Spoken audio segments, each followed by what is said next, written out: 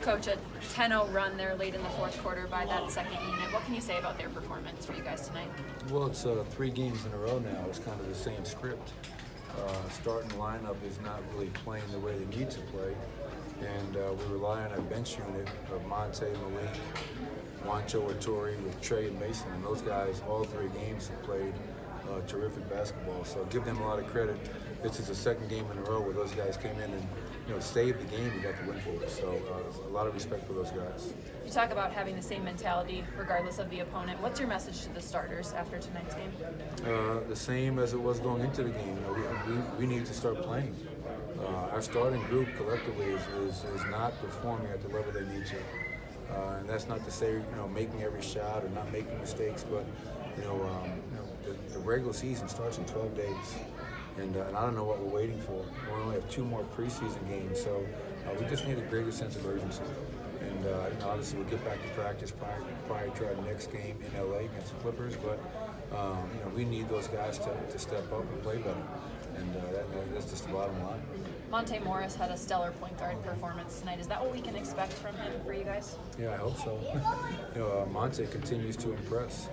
He goes out there, he runs his team, he values the ball. I think he had, 9 assists, only 2 turnovers tonight, which is incredible. Making big plays, finding guys. And he never seems, out of control. He's always poised, he always knows the right play to make. And I think him, Malik Beasley, the way he's shooting the ball right now, he's shooting into a big basket, very effective, very efficient, and he's defending. And Trey and Mason are playing at a high level, and they play so well together. So that group has been terrific, and Monte's a big part of it. Mike, Paul Millsap through 3 games, 4 for 17. Seems like he doesn't really have his rhythm going. Did you just see kind of frustration out of him tonight? Yeah, I think he was frustrated with all the fouls, or lack of fouls, if you will. They're a very physical group. We knew we'd see that tonight. Paul is a 4-time All-Star, and obviously he wasn't getting many calls out there. So I think it was not so much frustration for being 4 of 17. He gets the post up, he drives, he dunks, and I think he just wanted maybe a little bit more respect from the officials, and he maybe thought he got out there. What did you just see from Nikola Jokic tonight? Not a lot. I think our starting group as a whole, it was not a great performance. And again, not in terms of makes, misses, rebounds, turnovers, just sense of urgency. And that such a big point going into the season, because that was an issue for us last year. And just thinking we can show up and play. And when we just think we can show up and play, we don't play well. And against an NBA team, we got blown out tonight. So I hope sooner or later we're going to learn from our mistakes. We're going to grow up. And again, that's not just Nicole, that's everybody. That's 1 through 15. That's myself as a head coach.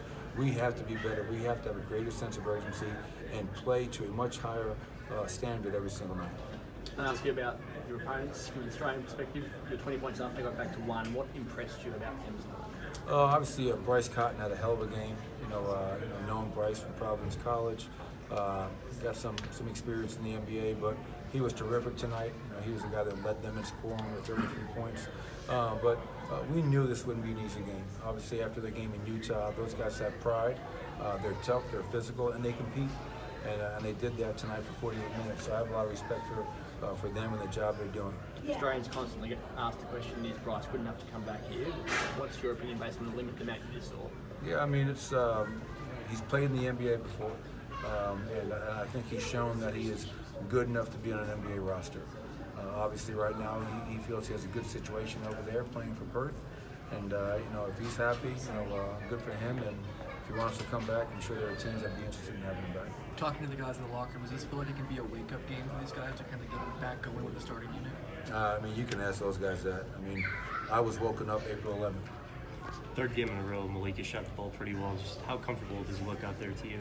It looks very confident, and that confidence is a byproduct of a lot of hard work in the gym. He was 7 of 10 from 3 going into tonight, and he shot it really well again. So hopefully that consistency is there. That's going to be the biggest challenge for Malik. Can he shoot like this consistently? But I think just the way he's playing right now, under control, not trying to do too much on offense, taking open shots, and then defensively really adhering to the game plan, having discipline, it's great to see him play at the level he's playing at. Last question. Thanks, Coach. Thank you. That's it. I like it.